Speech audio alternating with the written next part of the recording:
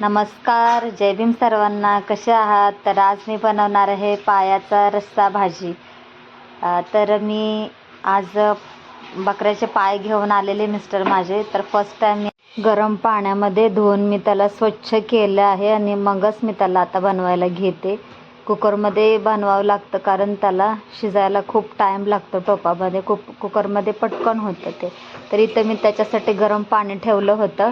आता मी कांदा फ्राय करून घेतला, त्याच्यामध्ये हळद टाकली आणि त्याला पण व्यवस्थित परतून घेतलं. आणि ते परतून झाल्यावरती ते पाय स्वच्छ धुवून घेतलेले हळदीच्या पाण्याने थोडेसे ते आता मी त्याच्यामध्ये घालून घेते.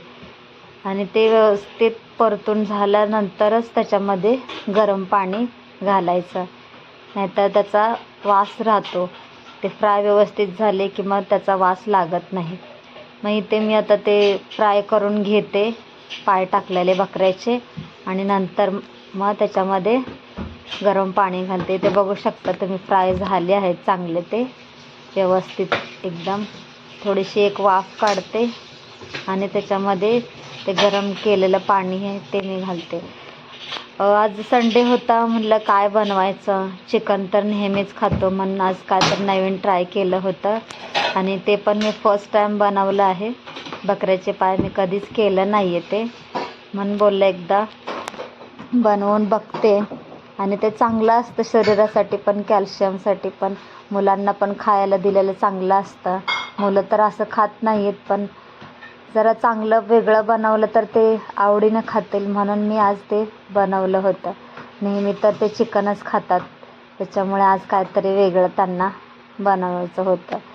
हे मी आता पाणी त्याच्यामध्ये ओतून आता मी कुकरचं झाकण लावते आणि त्याला दोन तीन शिट्ट्या देऊन मंद आचेवरती थोडं 5-10 मिनटं ठेवते. इथं मी भात पण साईडला घातला होता आणि भात पण आता माझा होत आला आहे. ऑलमोस्ट झालाच आहे माझा भात. आणि इकडे मी पाय पण शिजायला टाकले होते, ते पण झाले होते. कुकर थंड करायला ठेवला होता मी. त्याच्यानंतरला ह्याला इथं बघू शकता तुम्ही किती छानपैकी ते शिजले आहेत. आता त्याला मला फोडणी द्यायची आहे, म्हणून मी आता टोपामध्ये ते फोडणी द्यायसाठी त्याला मी मसाला पण आधीच करून घेतला होता. ते होईपर्यंत मी मसाल्याची तयारी केली आणि मी मसाला बनवला होता. इथे मी आता टोप ठेवला आहे, त्याच्यामध्ये 2-3 चम्मच मी तेल घालते मसाला परतायसाठी. इथे बघा तुम्ही मी मसाला तयार करून ठेवला होता, तोच मसाला आता मी फ्राय करणार आहे. तर हा मी मसाला तेलामध्ये सोडला आणि त्याला चांगला तेल सुटेपर्यंत परतून घेते मी.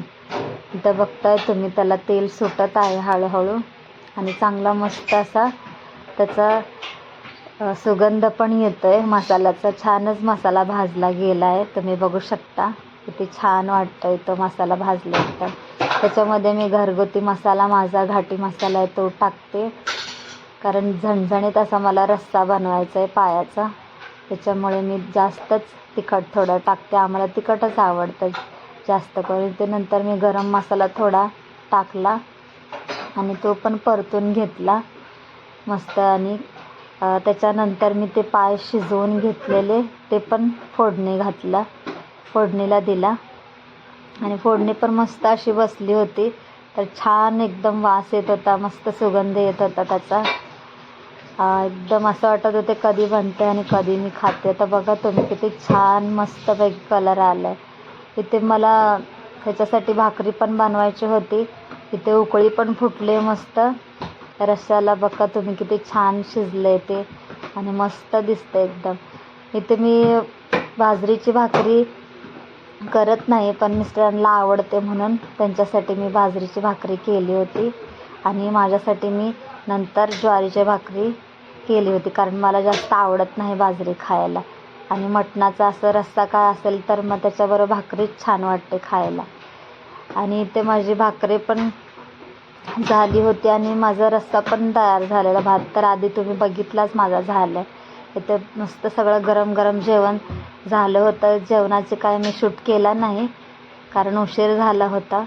तर माझा हा ब्लॉग तुम्हाला कसा वाटला तो मला कमेंट करून तुम्ही नक्की सांगा आणि माझ्या चॅनलला लाईक शेअर सबस्क्राईब करा. बाय.